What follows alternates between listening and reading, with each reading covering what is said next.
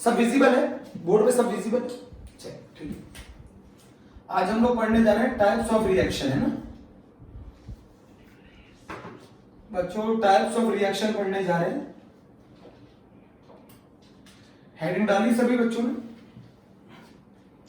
Types of reaction, दो तरीके की रिएक्शन होती है बच्चों। एक होती है एलिमेंट्री,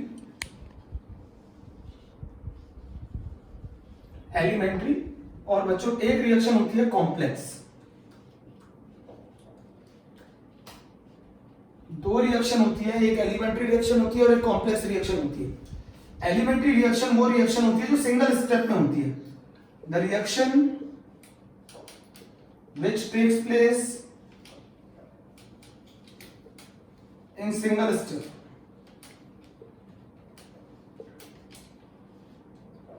इसका क्या मतलब है सिंगल स्टेप में? मान लीजिए ए, बच्चों यहां पर मान लीजिए ये मैंने ए लिया और 2a, यहां पर मैं 2a लिख देता हूं, और चेंजेस इनटू बी। सही बच्चों? इसका मतलब क्या है, दो ए के एटम्स आपस में क्या करेंगे? कोलाइड करेंगे और चेंज हो जाएंगे किसमें बच्चों? प्रोडक्ट में। दो ए आपस में कोलाइड करके प्रोडक्ट में चेंज हो जाएंगे। बच्चों एलिमेंट्री रिएक्शन वो रिएक्शन है जो सिंगल स्टेप में होती है। दो ए एटम आपस में कंबाइन करेंगे, कोलाइड करेंगे और क्या बना देंगे? बी बना देंगे। एक सिंगल स्टेप में रिएक्शन हो रही है। ये ए और ए ने कोलिजन किया, किसको फॉर्म कर देंगे? बी बना देंगे। अब सबसे पहली बात है एलिमेंट्री रिएक्शन के बारे में, जैसा दिख रहा है वैसा हो रहा है। बच्चों जैसा दिख रहा है, ये लिख लेना, वैसा हो रहा है। इसका क्या मतलब? इसका मतलब समझाता हूं। एलिमेंट्री रिएक्शन के लिए स्टिक्योमेट्रिक कोफिशिएंट ही ऑर्डर होता है। एलिमेंट्री रिएक्शन के लिए जैसा दिख रहा है वैसा ही हो रहा है। क्या दिख रहा है? दो ए आपस में कोलाइड कर रहे हैं, बी दे रहे हैं। बच्चों कैसा दिख रहा है? दो ए आपस में कोलाइड कर रहे हैं, बी दे रहे हैं। एलिमेंट्री रिएक्शन में कोई इंटरमीडिएट नहीं बनता, कोई इंटरमीडिएट नहीं बनता। तो एलिमेंट्री रिएक्शन कौन सी रिएक्शन है? जो रिएक्शन एक सिंगल स्टेप में हो जाए। एलिमेंट्री को सिंपल रिएक्शन भी बोलते हैं, सिंगल स्टेप रिएक्शन भी बोलते हैं। जैसा दिख रहा है वैसा हो रहा है। दो ए आपस में कंबाइन करके कोलाइड करके बी दे रहे हैं, तो ये हो रहा है। मेरी बात समझ रहे हैं ना? दो ए आपस में कोलिजन करके बी दे रहे हैं। एलिमेंट्री रिएक्शन के अंदर कोई इंटरमीडिएट नहीं होता, सीधे रिएक्टेंट किसमें कन्वर्ट होता है बच्चों? प्रोडक्ट में कन्वर्ट होता है। एलिमेंट्री रिएक्शन के अंदर कोई इंटरमीडिएट नहीं होता, सीधे रिएक्टेंट किसमें कन्वर्ट हो रहा है? प्रोडक्ट में हो रहा है। एलिमेंट्री रिएक्शन के लिए सबसे ज्यादा इंपॉर्टेंट है स्टिक्योमेट्रिक कोफिशिएंट ऑर्डर के बराबर होते हैं। एलिमेंट्री रिएक्शन के लिए स्टिक्योमेट्रिक कोफिशिएंट ऑर्डर के बराबर होते हैं। अब बच्चों ये जैसा दिख रहा है उसका क्या मतलब है? जैसा दिख रहा है वैसा हो रहा है। आपको जो स्टिक्योमेट्रिक कोफिशिएंट दिख रहा है वही ऑर्डर है। अब बच्चों मैं आपको एक चीज बताता हूं, यहां पर आपने सुना होगा 11th क्लास में law of mass action. Law of mass action किसने दिया था? जरा बताओ, जरा बताओ किसने दिया था? सर वागे ने दिया था एंड गुल्डबर्ग ने दिया था। अच्छा ये क्या कहते थे? मान लो एक रिएक्शन है H B B और changes into product. Law of mass action कहता था किसी भी रिएक्शन का जो रेट है वो रिएक्टेंट के कंसेंट्रेशन के प्रोडक्ट के प्रोपोर्शनल है। रिएक्टेंट के कंसेंट्रेशन के प्रोडक्ट के प्रोपोर्शनल है, और एज वेल एज जो स्टिक्योमेट्रिक कोफिशिएंट है वो उनकी पावर में होंगे। बच्चों क्या बोलता था लॉ ऑफ मास एक्शन? ये थ्योरेटिकल लॉ था। ये कहता था किसी भी रिएक्शन का जो रेट है बच्चों, किसी भी रिएक्शन का जो रेट है वो प्रोपोर्शनल होगा कंसेंट्रेशन ऑफ रिएक्टेंट के प्रोडक्ट के, एज वेल एज जो स्टिक्योमेट्रिक कोफिशिएंट है वो उनके पावर में होंगे। अब अंतर समझो। असली में सर वागे एंड गुल्डबर्ग जिस रिएक्शन के लिए ये पढ़ रहे थे वो एलिमेंट्री रिएक्शन थी, वो एलिमेंट्री रिएक्शन थी। इसीलिए इन्होंने क्या कह दिया कि रिएक्टेंट के कंसेंट्रेशन की जो पावर होगी वो स्टिक्योमेट्रिक कोफिशिएंट के बराबर होगी। जरा सर बताइए क्या डाउट है मुझे? बेटा कोई डाउट है आप लोगों को? बच्चों मेरी बात सुनना। एलिमेंट्री रिएक्शन वो रिएक्शन है जो सिंगल स्टेप में होती है। जैसा दिख रहा है दो ए आपस में कोलाइड करके बी देंगे, पहले स्टेप में एक ही स्टेप में हो गई रिएक्शन, कोई इंटरमीडिएट नहीं बनेगा, सीधे रिएक्टेंट प्रोडक्ट में कन्वर्ट हो जाएंगे। जैसा दिख रहा है वैसा हो रहा है। क्या दिख रहा है? दो ए आपस में कोलाइड करेंगे, बी देंगे। अब सुनो, law of mass action theoretical law था, हम लोग इस चैप्टर में रेट लॉ पढ़ते हैं। लॉ ऑफ मास एक्शन ने क्या कहा था, रिएक्टेंट के कंसेंट्रेशन की पावर स्टिक्योमेट्रिक कोफिशिएंट होगी, रिएक्टेंट के कंसेंट्रेशन की पावर स्टिक्योमेट्रिक कोफिशिएंट होगी। और आपको अभी बताता हूं मैं कि ये जो चीज पढ़ रहे थे सर वागे और गुल्डबर्ग में, जो चीज दी थी वो एलिमेंट्री रिएक्शन पे ही पढ़ रहे थे, इसीलिए उन्होंने इनके ऊपर जो पावर लगाई थी वो स्टिक्योमेट्रिक कोफिशिएंट लगाई थी। चेक करके बताओ मुझे फिर से। बेटा कोई डाउट है क्या आप लोगों को?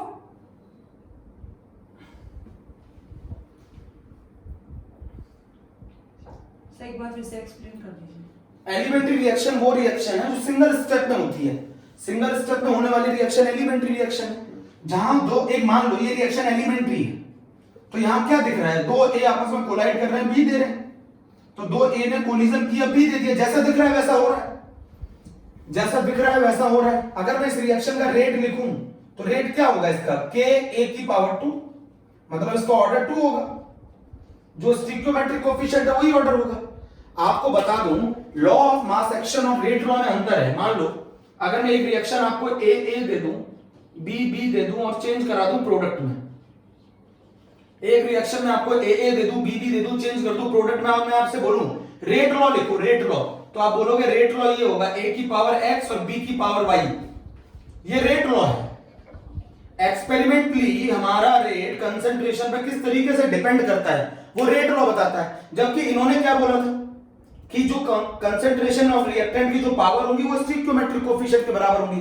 बच्चों अंतर क्यों है, क्योंकि ये जिनके लिए पढ़ रहे थे ये रेट, वो सारी रिएक्शन एलिमेंट्री थी, इसीलिए इन्होंने कहा कि जो रिएक्टेंट की पावर होगी वो स्टिक्योमेट्रिक कोफिशिएंट के बराबर होगी। जबकि बाद में मालूम चला कि ये बात सही नहीं है, जो रेट लॉ है वो होता है प्रोपोर्शनल टू द a की पावर x और b की पावर y, ये एक्सपेरिमेंटली डिटरमाइंड है। मेरी बात नहीं समझे? अब आप समझो, थ्योरेटिकल आप समझो, अगर मैं एलिमेंट्री रिएक्शन पढ़ता हूं तो एलिमेंट्री रिएक्शन के अंदर रेट लॉ और लॉ ऑफ मास एक्शन दोनों बराबर होते हैं, बट बाकी किसी भी रिएक्शन के लिए कंडीशन वैलिड नहीं है। बाकी किसी भी कंडीशन के लिए, बाकी किसी भी रिएक्शन के लिए कंडीशन वैलिड नहीं है बच्चों।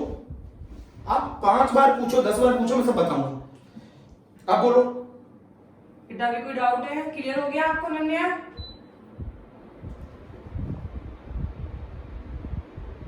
क्लियर है सर?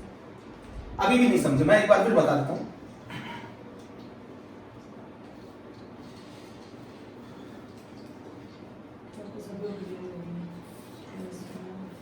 बच्चों एक चीज समझो मेरी बात, एक चीज समझो, मैं क्या बताना चाह रहा हूं आपको। जो लॉ ऑफ मास एक्शन है वो थ्योरेटिकल लॉ है,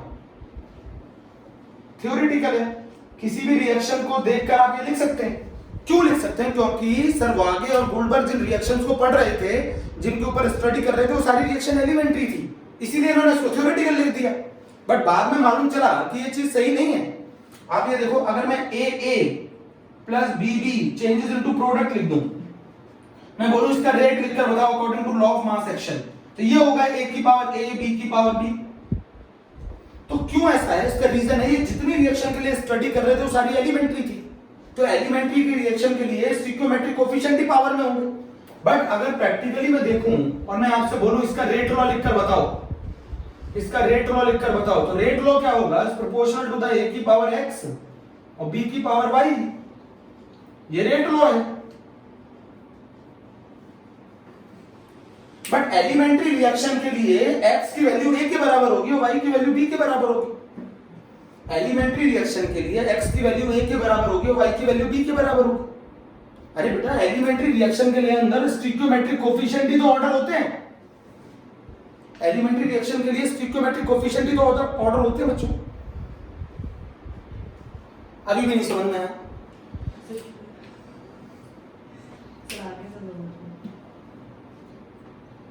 बच्चों सर वागे और गुल्डबर्ग जिस रिएक्शन को स्टडी कर रहे थे, जिसके लिए उन्होंने रेट लॉ लिखा था, वो सारी रिएक्शन एलिमेंट्री थी, इसीलिए उन्होंने स्टिक्योमेट्रिक कोफिशिएंट को क्या बना दिया? उनकी पावर बना दिया कंसंट्रेशन टर्म्स की।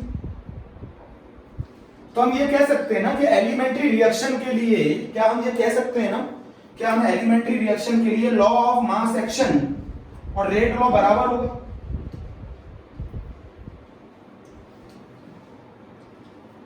बोलो बच्चों।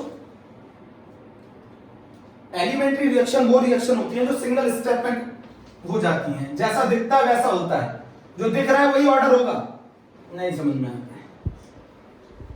अनामिका बोलो बेटा।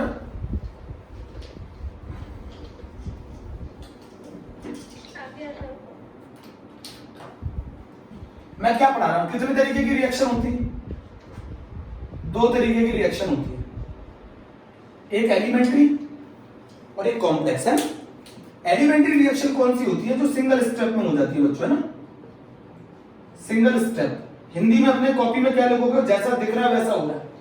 मान लो यहां मैं 2a को b में कन्वर्ट करूं, तो इसका क्या मतलब है? 2a आपस में कोलाइड करके, 2a आपस में कोलाइड करके हमको क्या देंगे? जैसा दिख रहा है वैसा हो रहा है। यहां स्टिक्योमेट्रिक कोएफिशिएंट कितना है? 2। तो इस रिएक्शन के लिए, एलिमेंट्री रिएक्शन के लिए स्टिक्योमेट्रिक कोएफिशिएंट किसके बराबर होता है? ऑर्डर के बराबर होता है। इसका मतलब क्या है? Law of mass action, rate law और लॉ ऑफ मास एक्शन बराबर होंगे। इस रिएक्शन के लिए सिर्फ बराबर होंगे, बाकी किसी रिएक्शन के लिए नहीं होंगे। रेट लॉ और लॉ ऑफ मास एक्शन बराबर होंगे बच्चों। स्टिक्योमेट्रिक कोएफिशिएंट ही ऑर्डर होगा, जैसा दिख रहा है वैसा हो रहा है। इस रिएक्शन का रेट बोलो। रेट बराबर k a की पावर 2, ऑर्डर इज 2। बोलो बच्चों।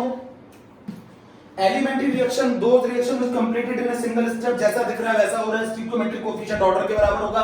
क्या दिख रहा है? 2a changes into b। सबसे बड़ी बात, इसमें कोई इंटरमीडिएट नहीं होगा, नो इंटरमीडिएट। सीधे रिएक्शन रिएक्टेंट से चालू होगी और प्रोडक्ट पे खत्म हो जाएगी। इसके अंदर कोई इंटरमीडिएट नहीं होता है। बच्चों मैंने इतनी पूरी बात लिख दी है आपके लिए। आप आगे जाके ऑर्गेनिक केमिस्ट्री में एक रिएक्शन पढ़ेंगे जो बड़ी फेमस है। ऑर्गेनिक केमिस्ट्री में एक रिएक्शन पढ़ेंगे जो काफी फेमस है, वो है SN2। SN2 रिएक्शन एक सिंगल स्टेप में रिएक्शन है बेटा। जब ऑर्गेनिक केमिस्ट्री का पहला चैप्टर पढ़ेंगे तभी आएगी। कौन सी रिएक्शन एक सिंगल स्टेप में होती है? इसको बोला जाता है बायोमोलिक्यूलर न्यूक्लियोफिलिक सब्स्टिट्यूशन रिएक्शन। इसका एग्जांपल है एलिमेंट्री का। बच्चों एलिमेंट्री रिएक्शन का एग्जांपल है बायोमोलिक्यूलर न्यूक्लियोफिलिक सब्स्टिट्यूशन रिएक्शन। आप अपनी मर्जी से किसी भी रिएक्शन को एलिमेंट्री नहीं मान सकते जब तक उसके आगे ना लिखा जाए। जैसे मान लो ये एक एग्जांपल दे दूं मैं, 2NO + O2 gate changes into 2NO2। बच्चों ये एलिमेंट्री रिएक्शन है। बताओ इसका रेट लॉ क्या होगा? इसका रेट होगा k NO की पावर 2 O2 की पावर 1। चेक करो तो, चेक करो बच्चों, चेक अच्छे से करो। एलिमेंट्री रिएक्शन वो रिएक्शन है जो सिंगल स्टेप में हो जाती है। एलिमेंट्री रिएक्शन में जैसा दिख रहा होता है वैसा होता है, इसमें कोई इंटरमीडिएट नहीं होता। ऑर्गेनिक केमिस्ट्री में एक रिएक्शन बड़ी फेमस है SN2, ये सिंगल स्टेप में होती है। तो आगे जाके अब ये रिएक्शन एलिमेंट्री रिएक्शन, जैसे मैंने ये लिखा है ये रिएक्शन एलिमेंट्री है, तो एलिमेंट्री में आप ऑर्डर पूछेंगे नहीं, क्योंकि जो स्टिक्योमेट्रिक कोएफिशिएंट होते हैं वही ऑर्डर होते हैं। जो स्टिक्योमेट्रिक कोएफिशिएंट होते हैं वही ऑर्डर होते हैं। बोलो बच्चों बोलो। कोई डाउट है? अब कोई डाउट?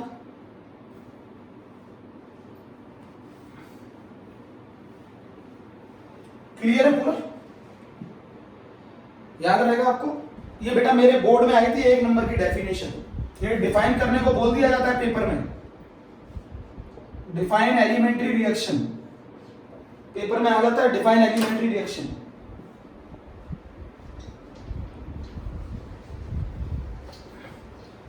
फिर थर्ड और फिर पढ़ाऊं।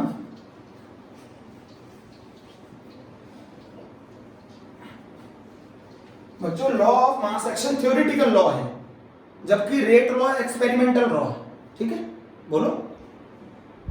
Law of mass action theoretical law है और रेट लॉ एक्सपेरिमेंटल लॉ है। बट एलिमेंट्री रिएक्शन के लिए आप थ्योरेटिकली ऑर्डर बता सकते हैं ना, तो रेट लॉ और लॉ ऑफ मास एक्शन दोनों बराबर आ जाते हैं। किसके लिए? एलिमेंट्री रिएक्शन के लिए। बोलो बच्चों। ठीक।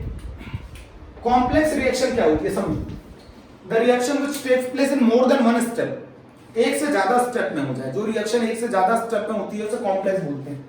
The reaction which takes place in more than one step.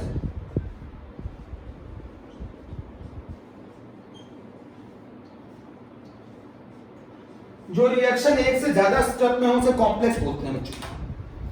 जो रिएक्शन एक से ज्यादा स्टेप में हो उसे कॉम्प्लेक्स रिएक्शन बोलते हैं। अब बच्चों इधर सुनो, कॉम्प्लेक्स रिएक्शन के लिए एक अलग तरीका होता है ऑर्डर पता लगाने का, बट उससे पहले कॉम्प्लेक्स रिएक्शन वो रिएक्शन होती है जो एक से ज्यादा स्टेप में, इसका हर एक स्टेप, इसका ईच स्टेप एलिमेंट्री होता है, इसका ईच स्टेप एलिमेंट्री होता है, इसका ईच स्टेप एलिमेंट्री होता है बच्चों। कॉम्प्लेक्स रिएक्शन का हर एक स्टेप एलिमेंट्री होता है। तो complex reaction is the combination of elementary reaction, ये भी कह सकते हैं।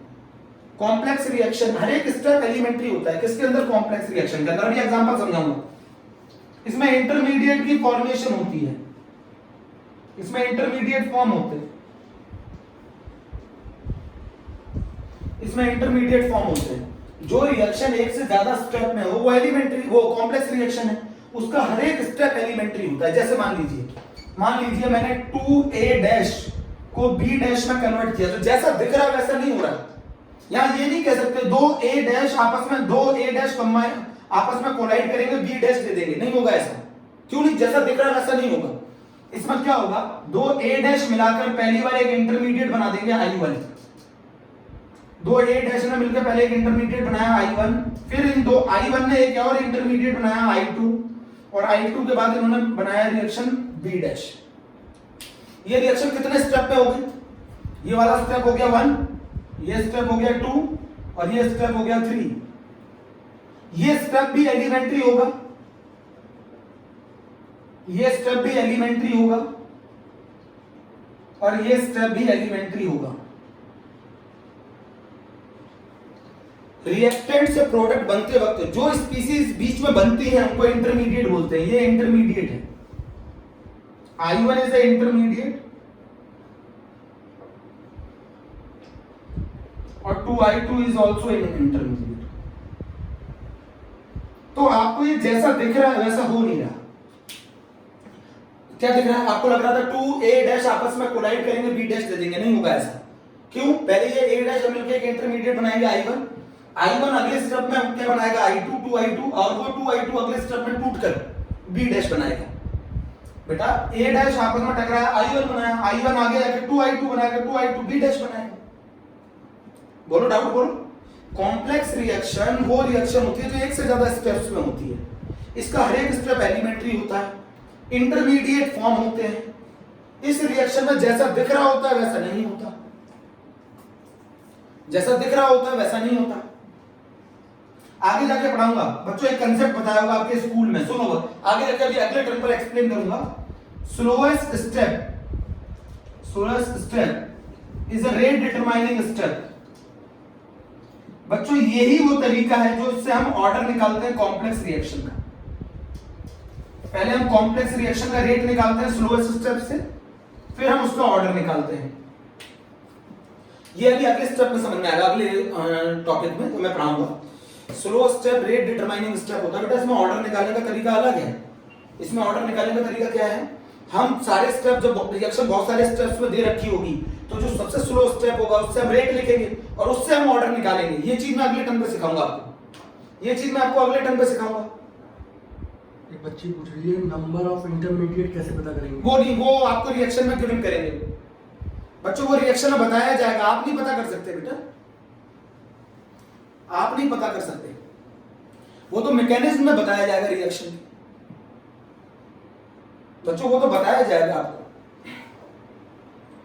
बोलो बच्चों, और कोई डाउट? और कोई डाउट?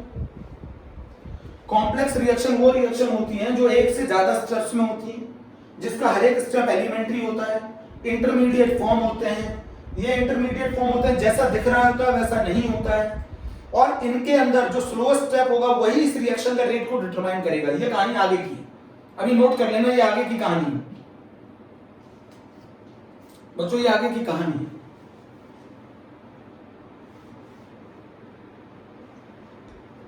बच्चों स्क्रीनशॉट ले लो ना,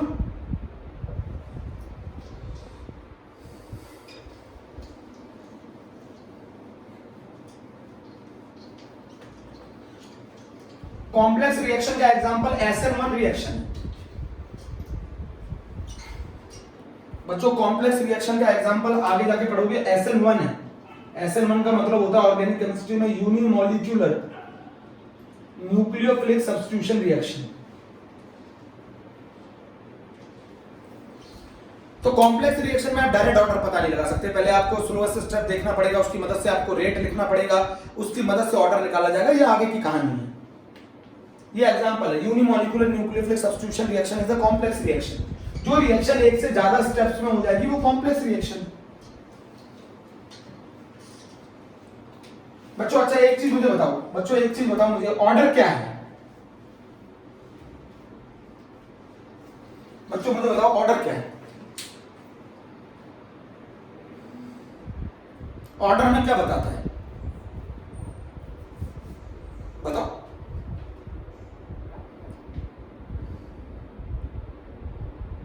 बोलो ऑर्डर क्या है? ऑर्डर क्या है?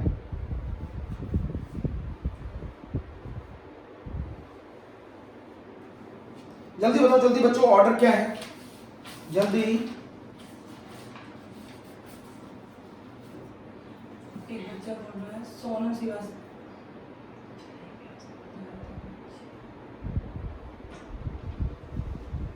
बच्चों ऑर्डर बताओ क्या है?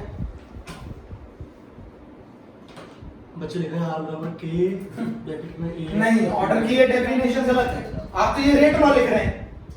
ऑर्डर का मतलब होता है रेट की डिपेंडेंसी, रेट की dependency on the concentration of the reactant.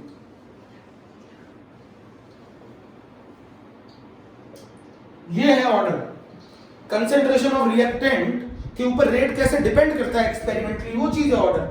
तो रेट की डिपेंडेंसी, आप ऐसे भी कह सकते हो रेट की सेंसिटिविटी, रेट की सेंसिटिविटी किसके साथ, कि वो कंसेंट्रेशन ऑफ रिएक्टेंट के साथ कितना सेंसिटिव है, ये चीज कौन बताता है? ऑर्डर। जरा मुझे बताओ समझ में आया कि नहीं आया? रेट की डिपेंडेंसी, रेट कैसे डिपेंड करता है कंसेंट्रेशन ऑफ रिएक्टेंट पर एक्सपेरिमेंटली, वही तो चीज ऑर्डर है। अगर आपका रेट कंसेंट्रेशन को डबल करने पे रेट डबल हो गया तो ऑर्डर 1 है, कंसेंट्रेशन को डबल करने पे रेट 4 गुना हो गया ऑर्डर 2 है। बोलो बच्चों, प्रैक्टिकली रेट की dependency on the concentration of reactant वो कहलाता है ऑर्डर। बोलो बच्चों, आपने इंडियन क्रिकेट टीम देखी है? प्लेयर तो 11 खेल रहे होते हैं, बट डिपेंड किस पर होता है? विराट कोहली पे। तो विराट कोहली ऑर्डर है। बच्चों आपने इंडियन क्रिकेट टीम देखी है ना, प्लेयर कितने खेल रहे होते हैं? 11, बट वो पूरे डिपेंड किस पर है? विराट कोहली पर। तो विराट कोहली क्या हो गया? ऑर्डर। तो जो रेट की डिपेंडेंसी है कंसेंट्रेशन ऑफ द रिएक्टेंट पे, वही तो चीज एक्सपेरिमेंटली ऑर्डर है। आप बताओ जरा, जल्दी बोलो बच्चों। नहीं आया समझ में? ऑर्डर क्या है? ऑर्डर जो बच्चों को याद रहता है वो ये भी है, रेट लॉ एक्सप्रेशन लिखने के बाद, मान लो मैंने एक रिएक्शन दे दूं आपको, A + B changes into product. Rate law expression लिखने के बाद रिएक्टेंट की पावर का सम भी ऑर्डर है। यहां ऑर्डर क्या है? x + y ऑर्डर है।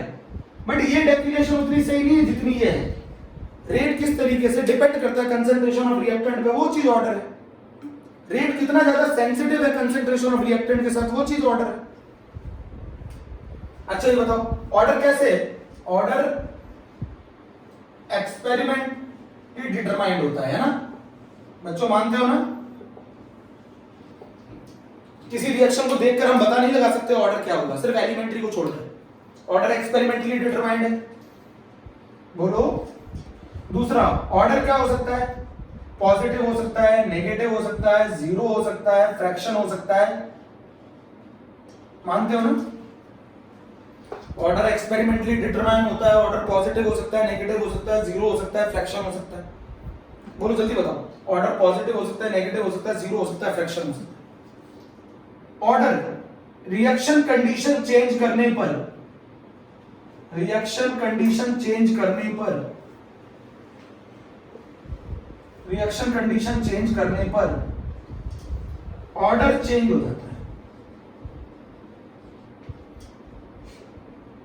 अब ये बात बताओ जरा। मीटिंग ओवर हो गई।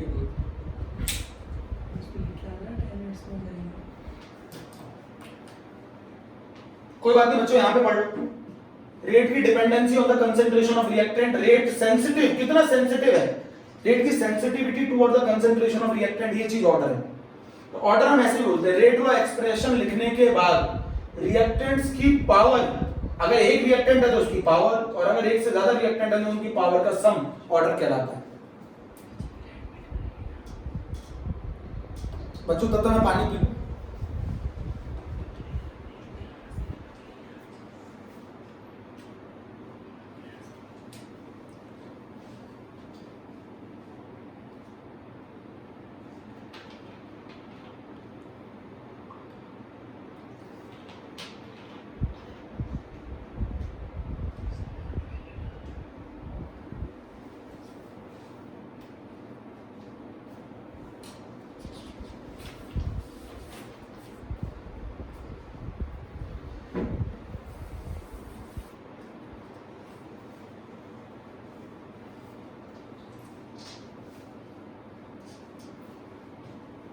बच्चों रेट कितना किस तरीके से डिपेंड करता है कंसंट्रेशन ऑफ रिएक्टेंट पे, वो चीज ऑर्डर है। रेट कितना सेंसिटिव है कंसंट्रेशन ऑफ रिएक्टेंट के साथ, वो चीज ऑर्डर है। ऑर्डर एक्सपेरिमेंटली डिटरमाइन किया जाता है। सिर्फ एक केस में ऑर्डर हम थ्योरेटिकली बता सकते हैं, वो है एलिमेंट्री रिएक्शन। एलिमेंट्री रिएक्शन के लिए ऑर्डर स्टिकियोमेट्रिक कोफिशिएंट के बराबर होता है, जैसा दिख रहा है वैसा।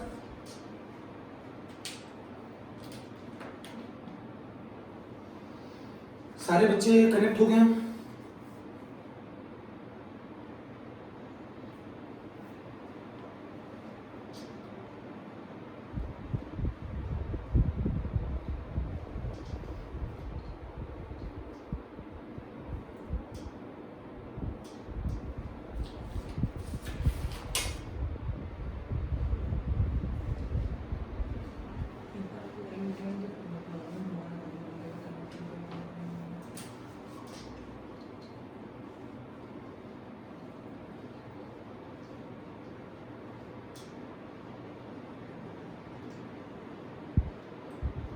रेट कितना सेंसिटिव है कंसंट्रेशन ऑफ रिएक्टेंट के साथ,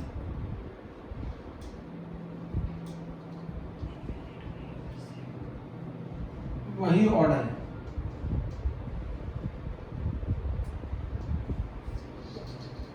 कितना रेट सेंसिटिव है कंसंट्रेशन के साथ, वो ऑर्डर है।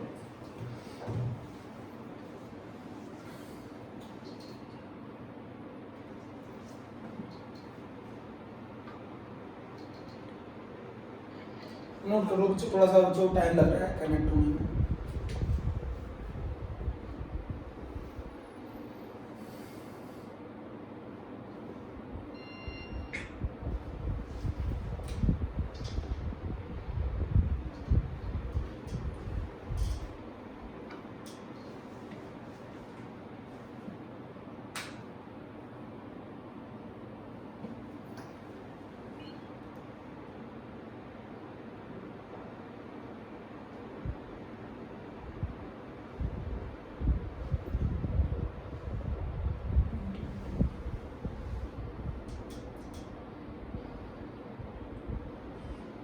फाइव मिनट बच्चों, 5 मिनट।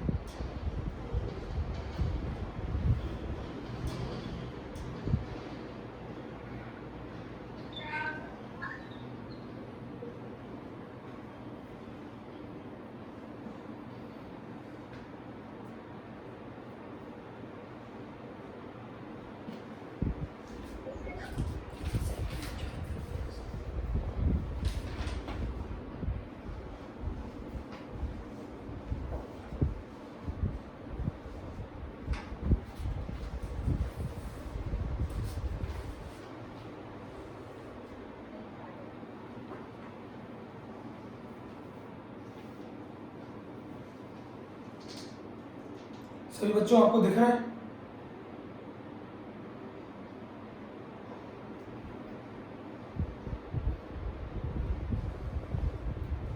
बच्चों हर चीज को बहुत समझ के पढ़ना है ना, ऐसा नहीं कि आप ऐसे ही लेके पढ़ेंगे। आप मीनिंग समझे ऑर्डर क्या है, आप लॉ ऑफ मास एक्शन समझे ऑर्डर क्या है ना। Order law of mass action में क्या डिफरेंस है, रेट लॉ और लॉ ऑफ मास एक्शन में क्या डिफरेंस है, ये चीज आपको समझनी है। हम लोग ऐसे भी कह सकते हैं ना, रेट लॉ लिखने के बाद रिएक्टेंट की पावर, जैसे मान लो एक ही रिएक्टेंट है, इस केस में एक्स ऑर्डर हो जाएगा, और जो एक्स ये एक्सप्रेशन है इसको हम लोग क्या बोलेंगे, रेट लॉ।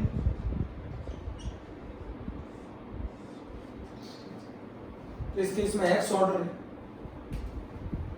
तो रेट कितना सेंसिटिव है किसको लेकर, कंसंट्रेशन ऑफ रिएक्टेंट को लेकर वो ऑर्डर है। रेट कितना सेंसिटिव है कंसंट्रेशन ऑफ रिएक्टेंट के साथ, वही ऑर्डर है। रेट की डिपेंडेंसी क्या है कंसंट्रेशन ऑफ रिएक्टेंट के साथ, वो ऑर्डर है। ऑर्डर पॉजिटिव हो सकता है, नेगेटिव हो सकता है, जीरो हो सकता है, फ्रैक्शन में हो सकता है। रिएक्शन की कंडीशन को चेंज करने पर ऑर्डर चेंज हो जाता है। क्वेश्चन पूछ लेगा बोर्ड में, right the 4 properties of the order. 4 properties order की बताओ, ये क्वेश्चन पूछ लेगा बच्चों, है ना। Right the 4 properties of the order. Reaction condition change करने पर ऑर्डर चेंज हो जाता है। पूरा नोट कर लो।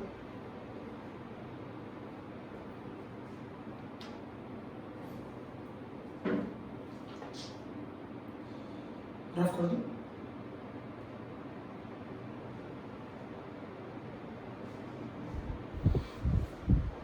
बच्चों विजुअल है आपको, ऑडियो वीडियो दोनों?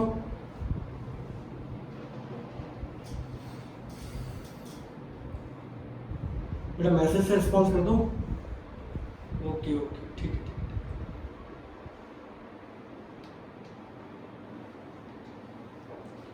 बच्चों यहां तक हम लोगों ने कर लिया था, रिएक्शन कंडीशन चेंज करने पर ऑर्डर चेंज हो जाता है। आप बोलोगे कैसे? जैसे मैं एक रिएक्शन बोलता हूं 2HI changes into H2 plus I2। ये एक एलिमेंट्री रिएक्शन है ना बच्चों, ये एक एलिमेंट्री रिएक्शन है। बताओ रेट क्या होगा, K HI की पावर 2। तो इसका ऑर्डर क्या हो गया बोलो तो? जिनको विजिबल नहीं हो रहा वो दोबारा कनेक्ट हो जाए। बच्चों rate is equal to K HI की पावर 2 ऑर्डर 2। अगर मैं कंडीशन चेंज कर दूं, मैं बहुत हाई प्रेशर कर दूं, हाई प्रेशर कर दूं, platinum as a catalyst use कर लूं, तो आपको मैं बता दूं ये रिएक्शन जीरो ऑर्डर को फॉलो करने लगती है। बच्चों ये रिएक्शन जीरो ऑर्डर को फॉलो करने लगती है। तो आप अगर रिएक्शन कंडीशन को चेंज कर देंगे तो ऑर्डर चेंज हो जाता है। अगर आप रिएक्शन कंडीशन को चेंज कर देंगे तो ऑर्डर चेंज हो जाता है। जैसे आपने यहां प्रेशर बढ़ा दिया, प्रेजेंस ऑफ कैटलिस्ट ले लिया, तो यहां ऑर्डर चेंज हो गया। यहां ऑर्डर पहले 2 था, अब ऑर्डर 0 है। तो रिएक्शन कंडीशन को चेंज करने पर ऑर्डर चेंज हो जाता है। बोलो बच्चों, रिएक्शन कंडीशन को चेंज करने पर ऑर्डर चेंज हो जाता है। बोलो अभी भी नहीं आया समझ में? चलो फिर से बता देते हैं एक बार।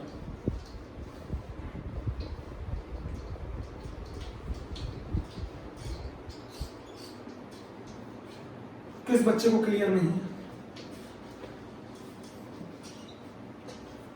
बच्चों रेट है ना, रेट एक्सपेरिमेंटली किस तरीके से, रेट डिपेंड करता है, रेट की जो डिपेंडेंसी है कंसंट्रेशन ऑफ रिएक्टेंट पर, वो चीज कहलाती है ऑर्डर। वो चीज कहलाती है ऑर्डर। रेट की जो सेंसिटिविटी है, रेट कितना ज्यादा सेंसिटिव है किसके साथ, कंसंट्रेशन ऑफ रिएक्टेंट के साथ, वो कहलाता है ऑर्डर। ऑर्डर कैसे पता लगाया जाता है? Experimentally determined. Order experimentally determined है। ऑर्डर एक्सपेरिमेंटली डिटरमाइंड है। ऑर्डर बच्चों पॉजिटिव हो सकता है, नेगेटिव हो सकता है, जीरो हो सकता है, फ्रैक्शन में हो सकता है। सर एक बच्ची पूछ रही है कंडीशन से कैसे पता चलेगा कि ऑर्डर इंक्रीज करेगा? नहीं, सिर्फ इतना पूछा जाता है क्या ये रिएक्शन कंडीशन पे चेंज हो सकता है, तो ये पूछा जाता है। आप नहीं पता लगा सकते बेटा, ये तो एक्सपेरिमेंटली है, आप कैसे चेंज कर लेंगे कंडीशन?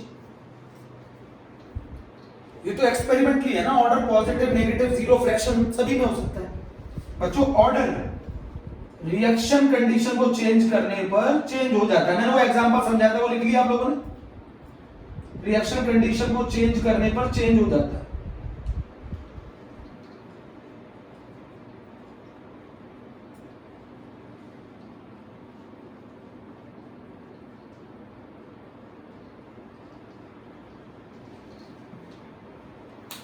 बोलो बच्चों।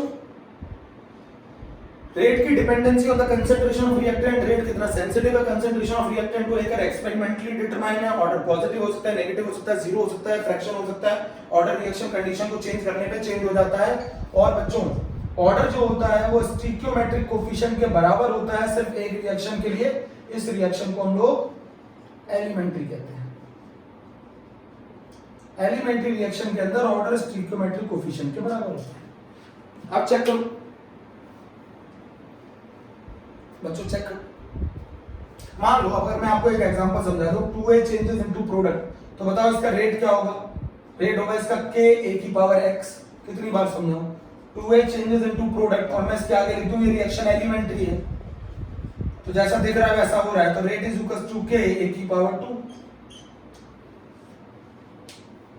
अब बोलो, ये सब आप पढ़ चुके हो, मैंने क्लियर कर दिया। जल्दी से बताओ, जल्दी से मैसेज से जवाब दो। कोई डाउट अभी भी? सिर्फ एक रिएक्शन ये वाली ऐसी है जो मैंने आपको बताया था, एलिमेंट्री रिएक्शन। एलिमेंट्री रिएक्शन के लिए लॉ ऑफ मास एक्शन और रेट लॉ बराबर होते हैं, बाकी और कोई रिएक्शन होगा उसके लिए बराबर नहीं होंगे। खत्म बच्चों ये। The next topic is molecularity.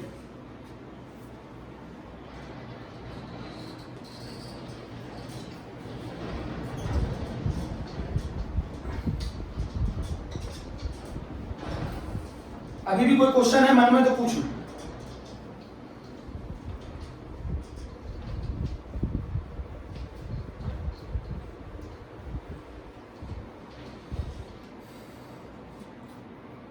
बच्चों अब अगला टॉपिक बहुत इंपॉर्टेंट है, मॉलिक्यूलरिटी और ऑर्डर में क्या डिफरेंस होता है।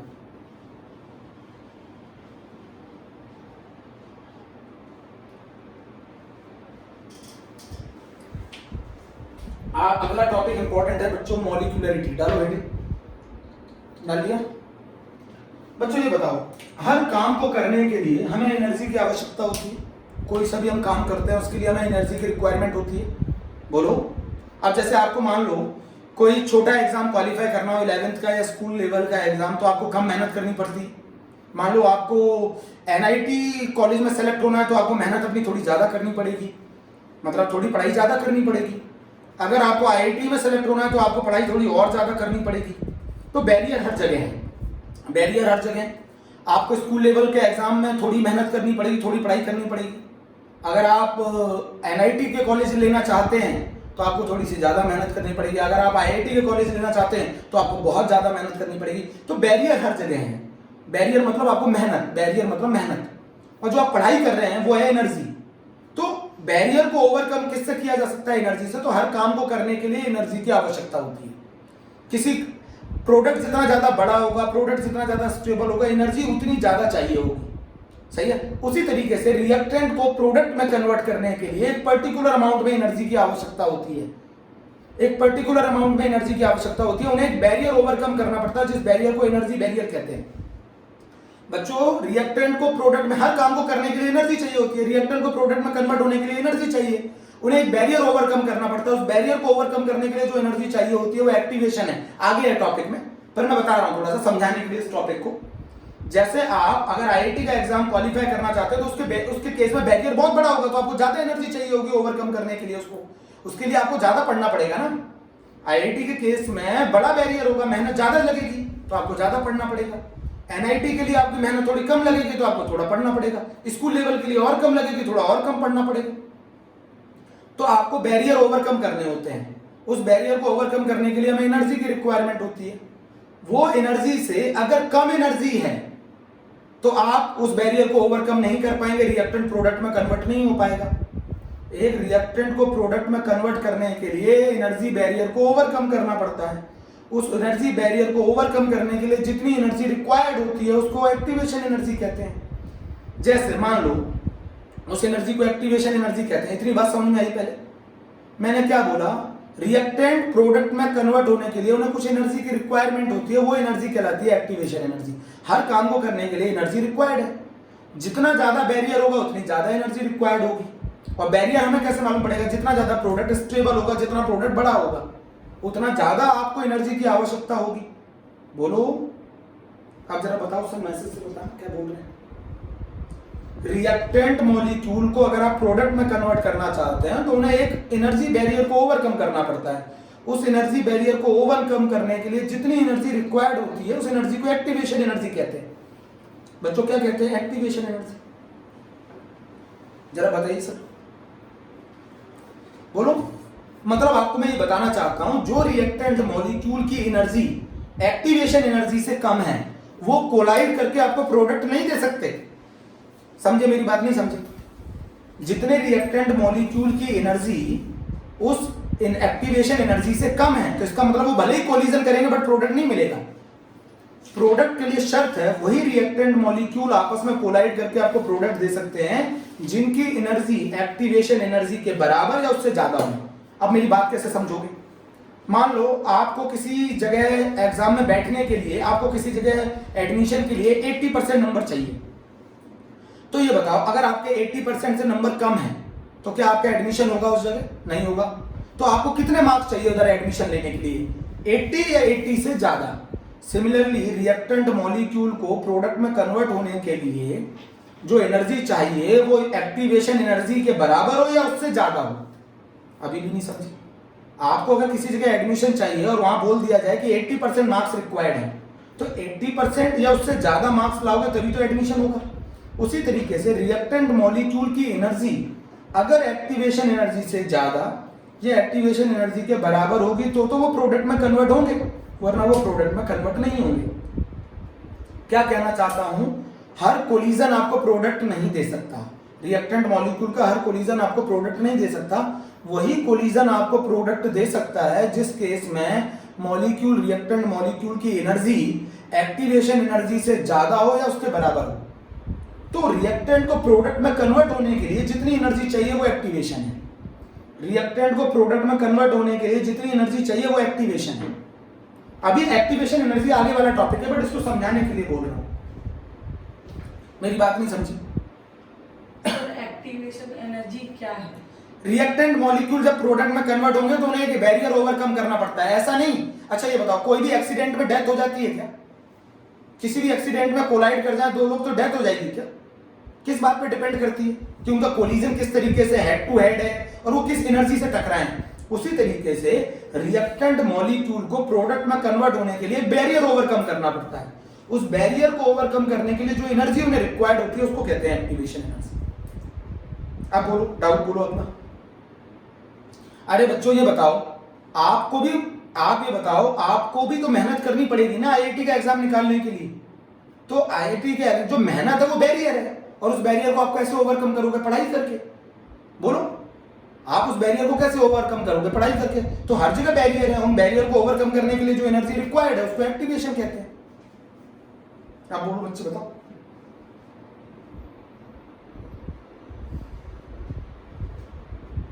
एक्टिवेशन एनर्जी नहीं समझे? रिएक्टेंट को प्रोडक्ट में कन्वर्ट होने के लिए जो एनर्जी रिक्वायर्ड है वो एक्टिवेशन है। अगर रिएक्टेंट मॉलिक्यूल कोलाइड करते वक्त उस एनर्जी से ज्यादा या उस एनर्जी के बराबर एनर्जी पजेस करते हैं तो उनका कोलिजन इफेक्टिव हो जाएगा, वो आपको प्रोडक्ट दे देंगे। और अगर मान लो जिस समय वो कोलाइड कर रहे हैं, कोलाइड करने पे जो एनर्जी है वो उनकी एक्टिवेशन एनर्जी से कम है तो आपको प्रोडक्ट नहीं दे पाएंगे। मैंने क्या बोला था? 80% से मार्क्स कम होंगे तो एडमिशन नहीं होगा, 80% या उससे ज्यादा होंगे तो मार्क्स एडमिशन होगा। आप डाउट बोले? सर एक्टिवेशन एनर्जी कहाँ से मिलती है?